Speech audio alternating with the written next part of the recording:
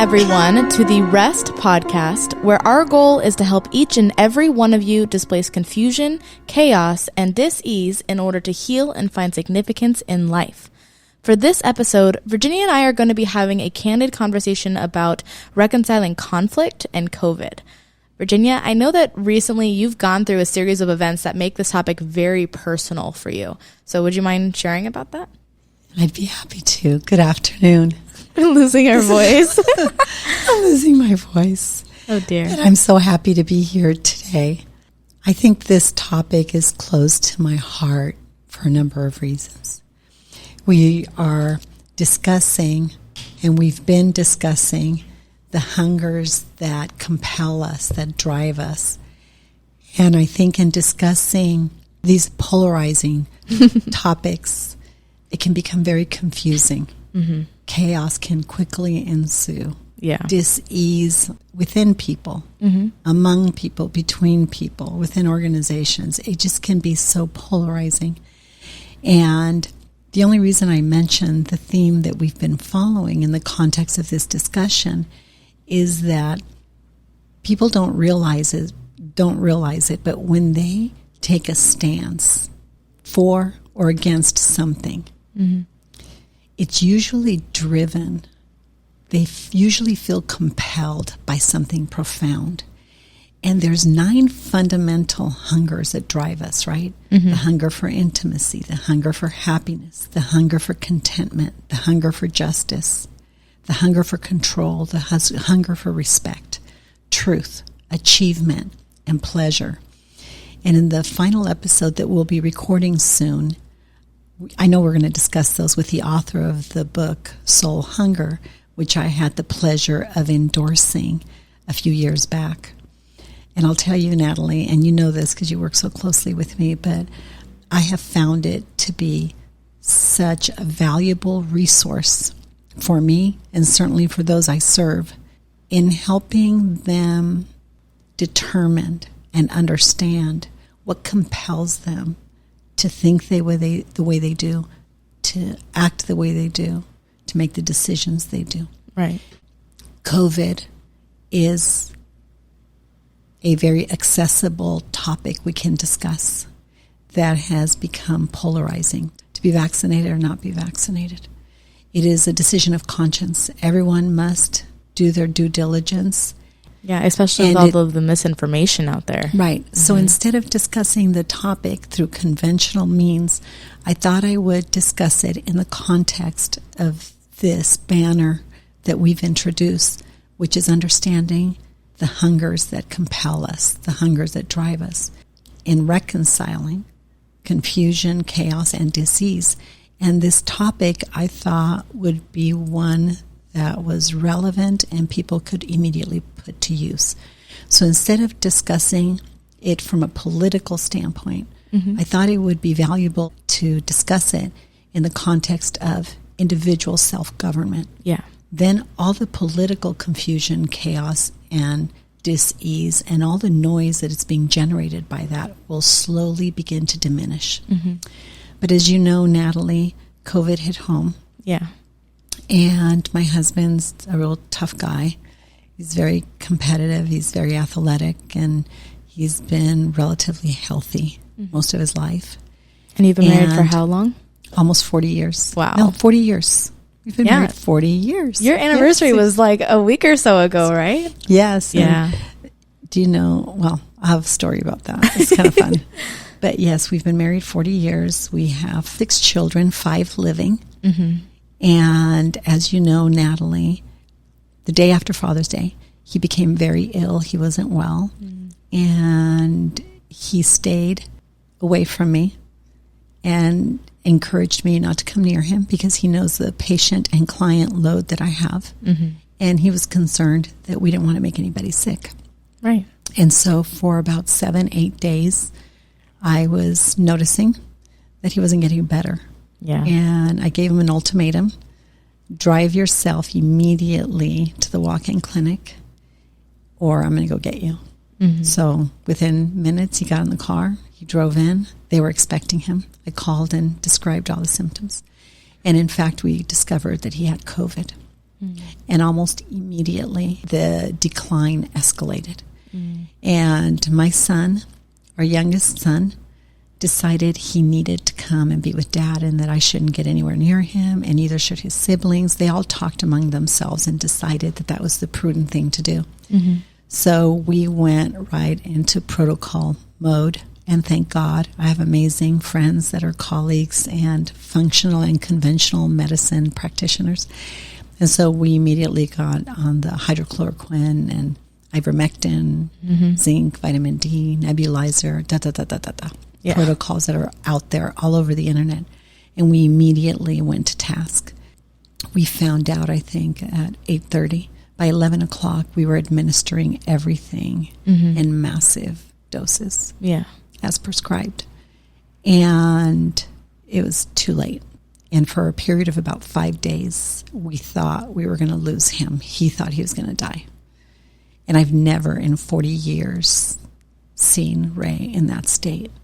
I really, until recently, I don't remember seeing him miss a day of work. So this was shocking. And something interesting happened. We've raised really strong, independent children that think for themselves. They're all close, and we discuss things extensively in our family. But what ended up happening was that everyone was compelled to act in different ways. Of course, they're all individuals, and different things drive their behavior. We all have different hungers. And those hungers, whether we believe it or not, dictate how we behave. Like I said, in the decisions we made, well, it was no different in our home.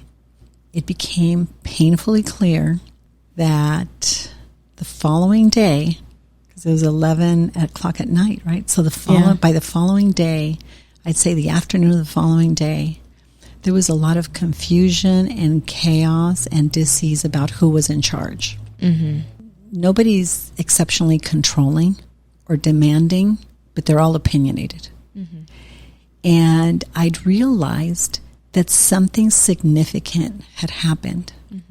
And I want to make a point here, too, because all of your kids also have different viewpoints when it comes to politics and even when it comes to religion and just different things like that. So the dynamic that is there is interesting. How they express their religious and political views are unique. Yes. And they each have their own voice. Yes. And I'm not sure that we do not share convictions about the same things, right? But we all have strong ways of expressing what those are. And you know that. Yes, I do. And sometimes I have to walk away and smile and realize that that's who I raised. They have a sense of liberty, of a need to express and to reason and to process things for themselves. And when facing a crisis and you're the mom and Dad's out of commission, that doesn't feel very practical. Right. And they also understand spheres of influence and structures of authority. And here's a mom. When Dad's not available, Mom's in a position of authority. But after that rough day, that rough evening when I think we all cried, nobody slept. Yeah. And then by the afternoon of the following day, we had just about had it, and we needed to have I felt as a mom that I needed to draw a line in the sand, and that was it. And I just had it. They frosted my cookie, and I was done with the equitable exchange of information. But after we all calmed down, we all cried at different times throughout the day. We all apologized to each other, and we all stepped in beautiful ways at different times throughout the day, both to express disagreement, to express anger and frustration, but also to express love. Yeah. So during the course of the day, with 5 kids and Dad not well and me doing what I do, it was just a colorful day, let's say that. Yeah. But it was a beautiful thing because by the end of the day, the kids amongst themselves, by the way. They were unified in everything. They were just sure Mom doesn't know what she's talking about. Or Mom's being reactive, or I don't know. Deregulated. Just deregulated. Yeah. And they have the right to do that. At the end of the day, a prophet has no honor in his own home, right? Mm-hmm. And they were afraid. Yeah. And I was very frustrated. Mm-hmm. And fear and frustration don't mix well. I'm frustrated because my son and my husband are not within my reach. Yeah. And I have the resources and a working understanding of exactly what needs to be done, how and when. And my colleagues are calling me and talking to me, directing, giving me advice as to what to do next, right? Mm-hmm. And I couldn't be there, so I was very frustrated. And we were all overwhelmed for my 23-year-old son, who's up at USC, who came down to cover for all of us. And so I think we were all frustrated and afraid. Yes. So by the time we reconciled and we flushed through all those feelings, right, I had to stop at the end of the second day and say, what is happening to me? Mm-hmm. I had to apply my whole R.E.S.T matrix and everything I talk about all the time and the complexity of it to myself and how I'm processing this. I'm in charge. I have to give my kids liberty to feel fear and to feel afraid, to experience fear and experience anger. And I needed to have my wits about me, right? But it took us all 24 hours to regulate. Yeah. And I realized in that process that my hunger intuitively is for justice. Mm-hmm. And the switch that flipped within me was that my kids were not following my exact instructions and that they were not complying with exactly what I needed done and when I needed it done, given the delicate situation we found ourselves in. And the reactivity of that hunger, if you've read the book, is contention and hatred. That caused me immediately to have a check in my spirit and say, no, these are your children. This is who you've raised. This is how they operate. It's their dad. You're their mom. They're terrified. I'm going to get sick too. And they knew there would be a limit to the time that I would willingly and be able to stay away. Yeah. So they were thinking, oh my gosh, it's only in any given second, Mom's going to come right through that door. Yeah, exactly. With all the equipment, right? But when I was able to identify that I was really angry and frustrated, I thought, oh, that's right. It's because I feel that there's an injustice in how my kids are handling this situation. So I imposed the burden that comes with regulating myself. Yeah. I imposed it on them. And I thought, yes, but what is the fruit of the Spirit for that hunger? And the fruit of a well-reconciled soul, and we've talked about this in previous episodes, is long-suffering. And just like that, when I was able to identify the hunger that compelled me, and I was able to immediately put a pause button on the frustration, which frustration is another word for anger, right? Yeah. That I couldn't step in and get my child, my youngest, out of harm's way and help my husband. So I was immediately able to say, wait, that's not who I am.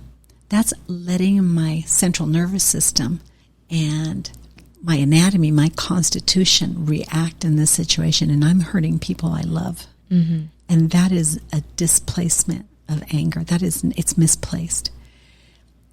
Immediately, I was able to turn it off and do what I do well, and that is extend everyone grace and choose to be long-suffering in this difficult situation. Right. It was after the confusion and the chaos and all of those things that I just described that took place that I was finally able to speak with Ray And I peeked around the corner and I looked at him and I was stunned at this virus that had just ravaged his body. And I saw him trying to hang on to life. Mm-hmm. And then I realized what my son had been thrust in the middle of. It was more than he could have anticipated and processed, I think. And it was traumatizing, frankly. I think it is for anybody that is just, I mean, one, being 23, and then it being your parent. That for anyone, I mean, even with my mom took care of my grandmother last year when my grandmother was passing away. It was her time, but, you know, we went out there and my mom had a helper, and my mom's an RN, so she did a lot of the very personal things that you have to do for someone who is very ill.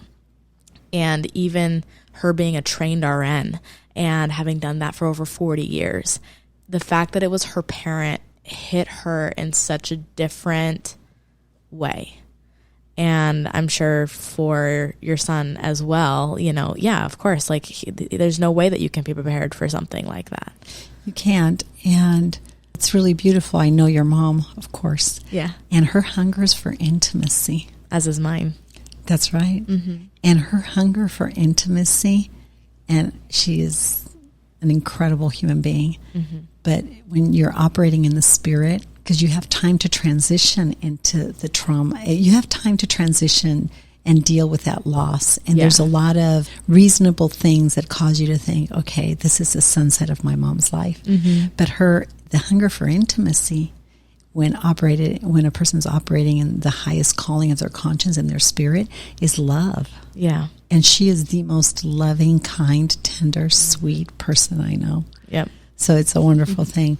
And mine, like I said, is long-suffering. Mm-hmm. So we have to reconcile these conflicts within ourselves before we can step into these situations and really be productive in helping decongest all the chaotic emotions that we have to learn to negotiate.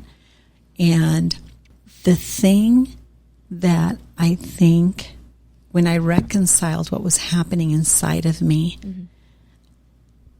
it also occurred to me that the figure of authority in our home, we talk a lot about that, who's got power. Right. Women have an enormous amount of power. The moms, women by nature, and men and the husband, especially in the role of a husband and wife, have a lot of authority. Mm-hmm. And power and authority have an embryonic relationship. Both are necessary to stabilize the governance of a home. Yeah. And I realized the other destabilizing thing that had occurred is that now I had moved into a position of authority. Right. And my kids are not used to seeing me usurp the authority and demand that position of authority in the home. So that was shocking to them. Yeah. But I'm also not used to delegating all that power mm-hmm. that in normal circumstances would not be just, right? To put that on one of my kids. Yeah.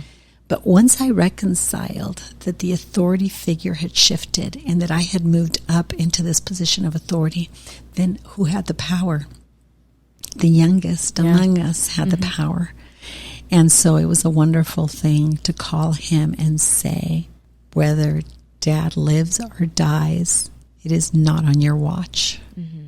We have an appointment with destiny, mm-hmm. and everything will happen according to the counsel of God's will. Mm-hmm. You get to be there with Dad, and whatever you decide, whenever you decide to take him in again or not, or whatever you decide has to be done, we all trust you and we believe in you. Mm-hmm. And you are the decision maker. Yeah. You can call us, but you act swiftly, quickly, and don't doubt yourself. Mm-hmm.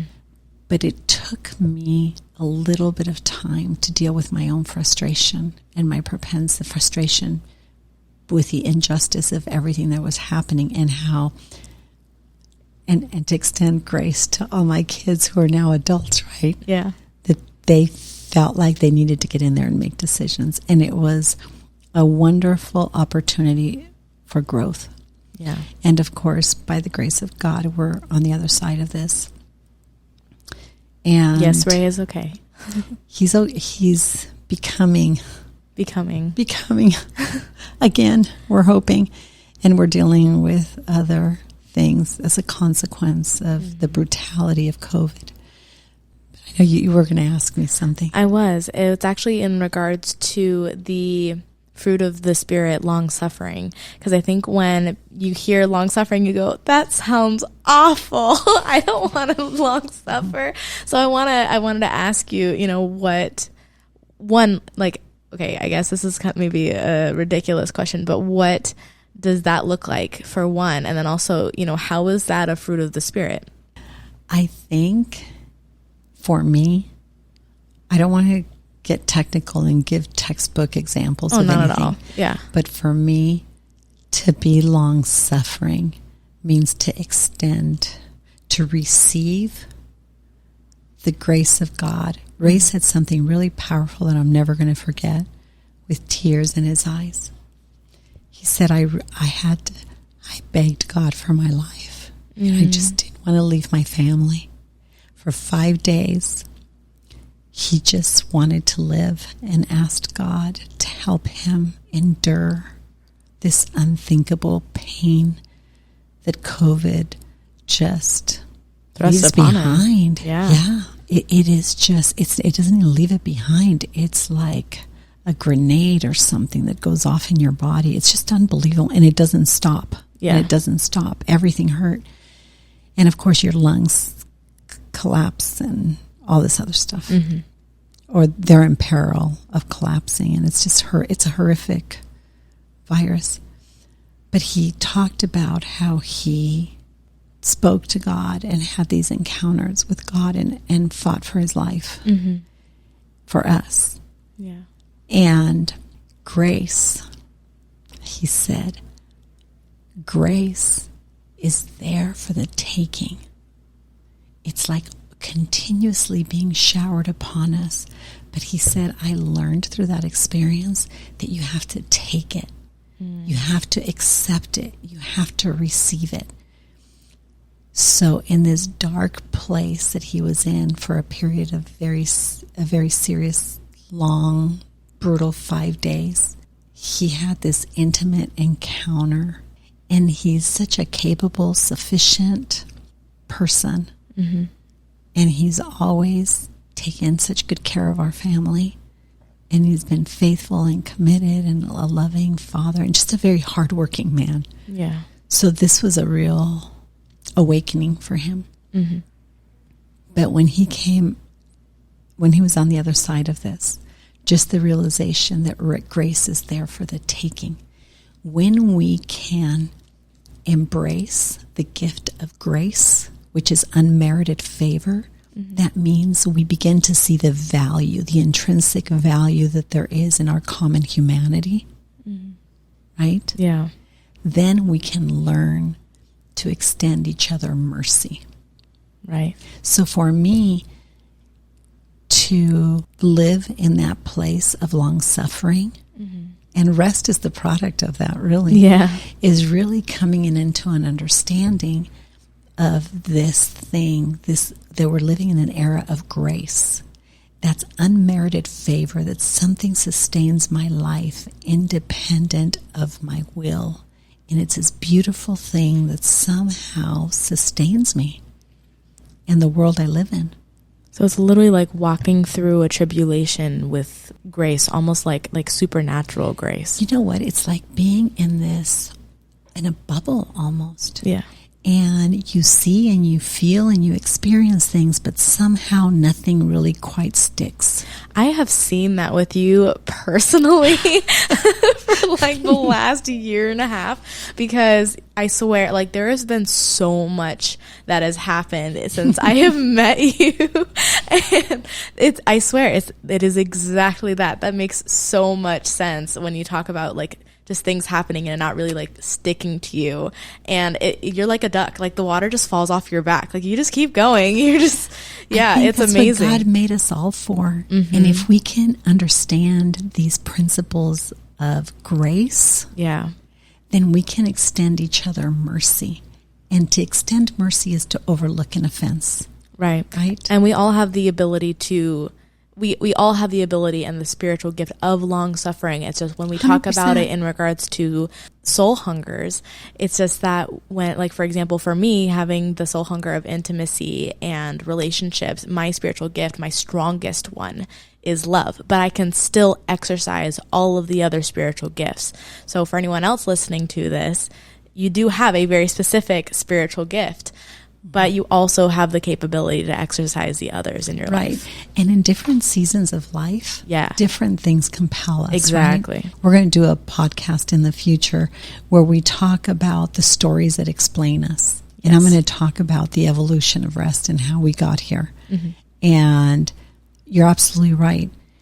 Different things compel us, from intimacy to happiness to contentment. There's different times in our lives where we have a sense of justice. We have a hunger for justice and control and respect and truth, right? Mm-hmm. And achievement and pleasure. There's different times, but we do have one that kind of we're innately born with. Yeah. That comes from our family of origin and the stories of our parents. And we're going to talk about that at length later on. But we made it through the COVID conflict. Yes. And I think we're all better for it. That's awesome. Painful as it is. And I do have a very close friend and her husband that are going through this same thing. And she's in the hospital and fighting for her life. And it's been an incredible thing to have lived through and watch somebody close to us live through now. And it looks like she's going to be okay too. Good. So it's a wonderful thing. And their family is just really pulled together. But I just want to encourage everyone, as I always do, to really strive to always look inward.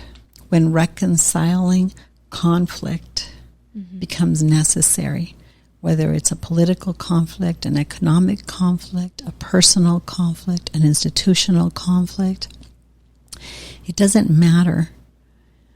Everything is made up of a community of people. Mm-hmm. All these institutions, it's all about the relationship that we have with each other. But before we begin to resolve those things outside of us, we need to learn and develop the skills to resolve those conflicts within us. Mm-hmm. And this is why we offer many opportunities of rest, many ways to experience rest, to learn about this. We have the afternoons of rest, I think one Friday a month. Yeah. Is that right? Mm-hmm. Every one Friday a month we have the afternoons of rest, which it's just for exposure. And we usually have a theme. Yeah. We talk about the rest matrix, overview first half. Second half, we usually discuss a specific theme and a subject. Then we have our day of rest. That's right, our day of rest. Mm-hmm. And that's a 10-hour day. It's intensive, and it's a lot of fun. Also once a month. Once a month. And then we have our weekends of rest, and that's a 3-day intensive. It's like an executive retreat. Mm-hmm. We have a lot of doctors or politicians and executives come to that. Mm-hmm. It's a small group, no more than 3 people for a 3-day intensive. And then we have 40 days of rest. Yeah. And I'm most excited about that. We've just introduced it because of the success of the podcast, and people are literally calling us from all over the world. Mm-hmm. And so it's a virtual event. It's 6 weeks long, 40 days, and we are only admitting 40 people into each 40-day segment. I think it's 2.5 hours, Natalie, is that right? 2.5 hours, Thursdays between 5:30 and 8. Mm-hmm. And those of you who've worked with me, you know I always go a little bit over. So those of you that want to stay longer, I'll be there to answer questions. But we're going to be breaking down the entire REST matrix. I will be covering in depth every single one of our 9 modules. Yeah. And it's kind of like a group conversation, classroom, application thing. But I'm very excited about that because I feel like it's more instruction, application, and it's therapeutic in content and context. And of course, next year we're offering our master's program, 2-year master's program. So I'm excited about that. As am I. It's going to be so much fun. Yeah, that first one is going to be actually on August 12th. So that is coming up very quickly, and registration is already up on the website, as well as our afternoon of rest, which is going to be on August 13th. And then, of course, the day of rest for August is going to be on the 21st. Thank you. Okay, so the 12th is the 40 days of rest. It's Yes. our first 40 days of rest, and I'm so excited. So if you're interested, sign up quickly, because I don't know how many spots we still have available, but I'll look forward to meeting all of you then. Perfect. Thank you so much, Virginia. This has been a great talk. Okay. All right, everyone, for updates about rest and this podcast, please visit our Instagram or Facebook, The Place of Rest. If you'd like more information about Virginia or to support and join the cause of rest, please go to virginiadixon.com/collaborate. We look forward to talking with you again soon.